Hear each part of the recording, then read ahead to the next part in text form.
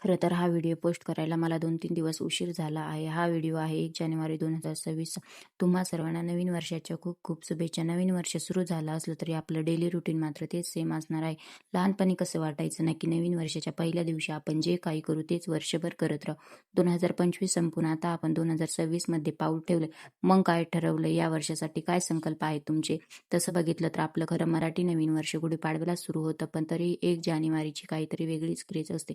मला मेशोवरून ₹400 हे सुंदर बेडशीट मिळालं त्याची क्वालिटी एकदम भारी आहे. त्याच्यासोबत 2 छोट्या-छोट्या पिलो पण आल्या आहेत. तुम्हाला जर याची लिंक हवी असेल तर कमेंटमध्ये लिंक म्हणून टाईप करा.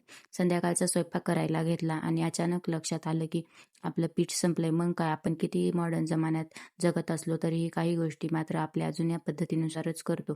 जसं की बाहेरून विकत पीठ आणण्यापेक्षा गहू निवडून स्वच्छ करून ते चक्कीतून दळून आणतो. त्यानंतर आम्ही आमच्या घरासमोर असलेल्या मंदिरात गेलो. वर्षाची सुरुवात देवाच्या दर्शनाने झाली. हे मंदिर माझ्या घराच्या अगदी जवळ आहे. शेवटी मस्त गरमागरम पावभाजीचा बेत झाला. आमचा आजचा दिवस छान संपला. कसा वाटला आजचा मिनी व्लॉग नक्कीच सांगा. तर चला मग भेटूया.